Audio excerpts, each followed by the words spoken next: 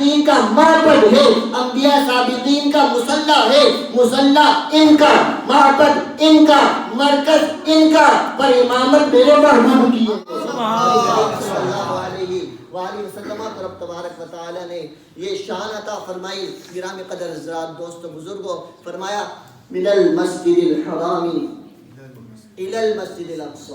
مسجد اقصی کی برکت کیا ہے؟ یہاں میں کچھ عقائد کی باتیں بھی آپ کو قصداً بتا رہا ہوں۔ یہ نہیں کہ یہ نکات جو ہے وہ صرف علمی نکات صرف طلباء کے لیے ہوں، درس نظامی والوں کے نہیں، یہ قرآن ہم سب کے لیے آیا ہے۔ یہ قرآن عوام و خواص کے لیے نازل ہوا، یہ قرآن اللہ نے اپنے بندوں کے لیے اتارا۔ تو اس قرآن کا پیغام ہم سب کے لیے ہے۔ بات ہے سمجھنے کی۔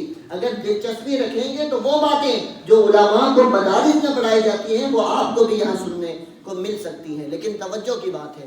تو آئیے میں آپ کو بڑی ایک عقیدے کی بات بتاؤں۔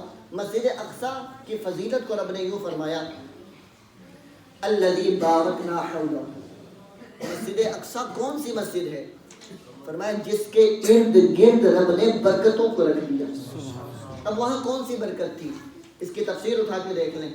چلو 1 2 سال 3 سال اس سے زیادہ یہی فرقے بازی ہوئی ہے یہ پاک و ہند کے اندر، 200 برس کر لیں آپ، اس سے پہلے کے تفاسیر اٹھا لیں، اردو کو چھوڑیں، فارسی کو چھوڑیں، عربی تفاسیر اٹھا کر دیکھیں، 500 700 800 سال 1000 سال پہلے کے تفاسیر اٹھا کر دیکھ لیں۔ علماء مفسرین نے لکھا ہے وہ برکت کون سی تھی؟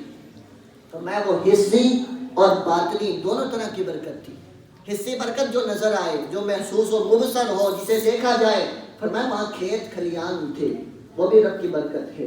جہاں پر کھیت ہو، سبزہ ہو، جہاں پر شجر ہو، جہاں پر ثمر ہو، وہ رب کی برکت ہے۔ فرمایا دوسری جو برکت تھی نا، وہاں انبیاء کرام کے مزارات مقدسہ۔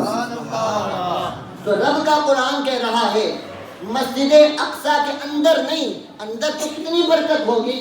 فرمایا جس کے آس پاس برکت ہے تو کیا اس کے اندر برکت نہیں ہوگی؟ فرمایا وہ مسجد اقصی جس کے ارد گرد ہم نے برکت کو رکھ دیا۔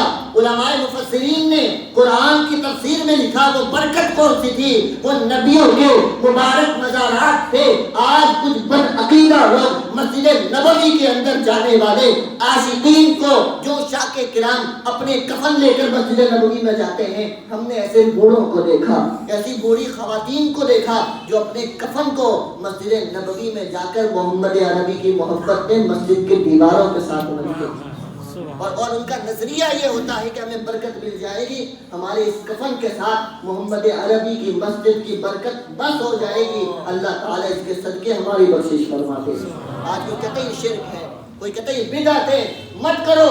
میں کہتا ہوں تو نے رب کا قرآن پڑھا ہی نہیں، ذرا رب کا قرآن پڑھ کے دیکھ۔ فرمایا مسجد اقصی کے ارد گرد برکت کیوں ہے؟